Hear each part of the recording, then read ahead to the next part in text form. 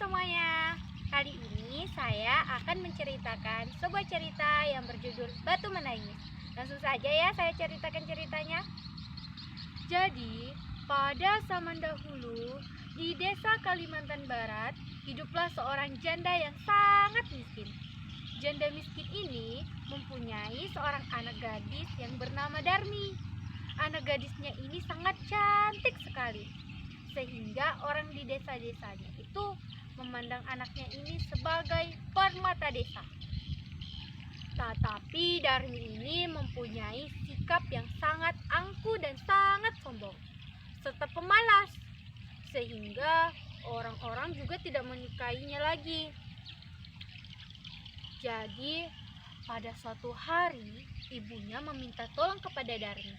Ibunya berkata kepada Darmi, "Wahai anakku, bisakah kamu membantu ibu di ladang?"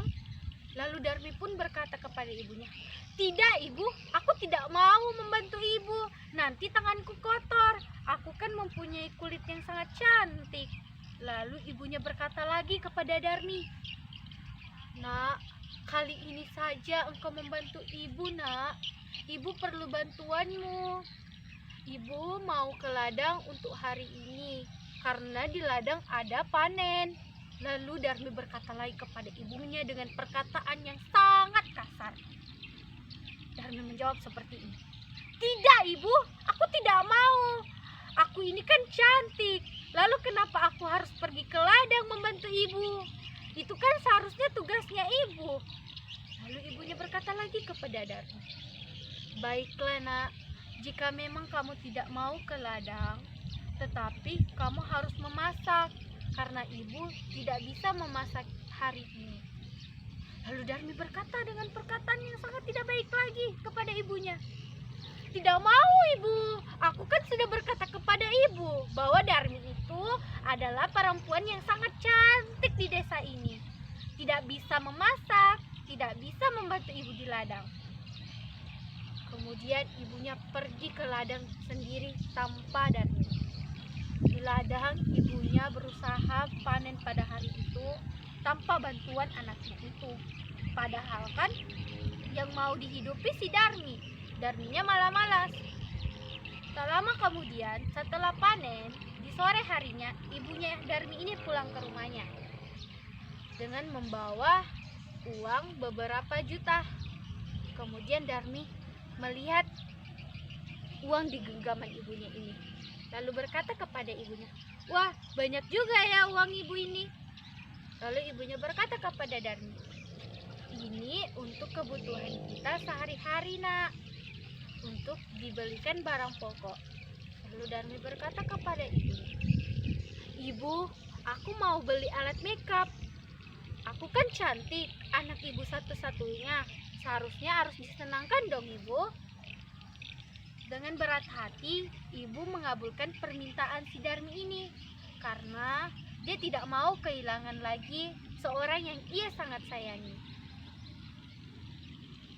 Lalu keesokan harinya mereka pergi ke pasar dan berjalan bersama. Di perjalanan, si Darmi dan ibunya berjumpa dengan seorang lelaki.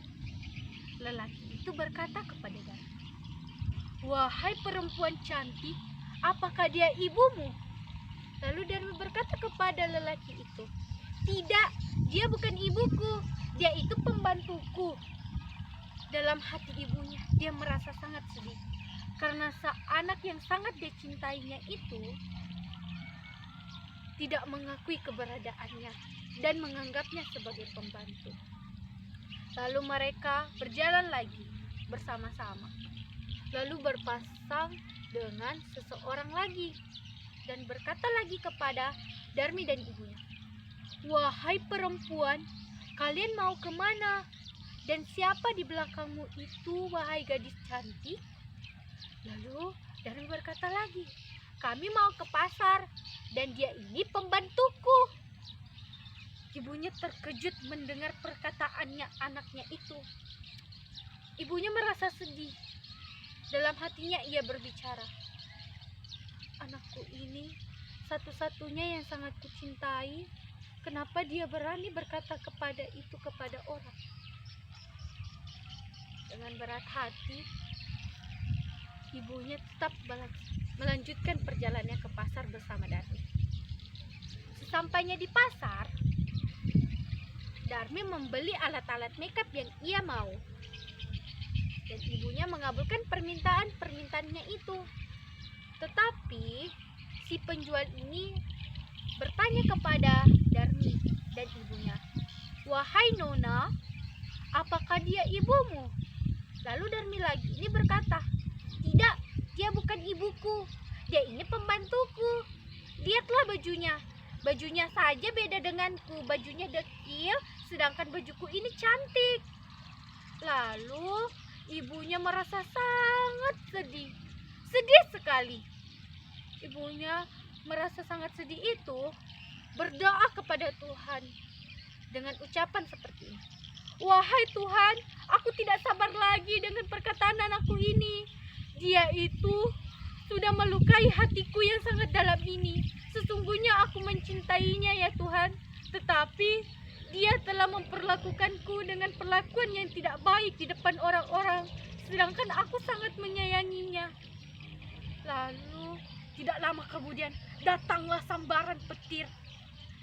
Lalu hujan, angin bertiup dengan kencang. Tak lama kemudian, perlahan demi perlahan, kaki Darmi kaku. Darmi berkata kepada ibunya, "Ibu, kenapa kakiku tidak bisa bergoyang, Ibu?" Lalu ibunya berkata, "Ya Tuhan, sesungguhnya Engkaulah Maha Pengabul doa. Sesungguhnya Engkaulah Maha Penyayang dan Maha Pengasih." Darmi yang tadi kakinya itu mulai membeku, sedikit demi sedikit tidak bisa digerakkan sampai ke punggungnya lagi. Dan kemudian kakinya itu menjadi batu, naik kelama-lamaan sampai ke lehernya.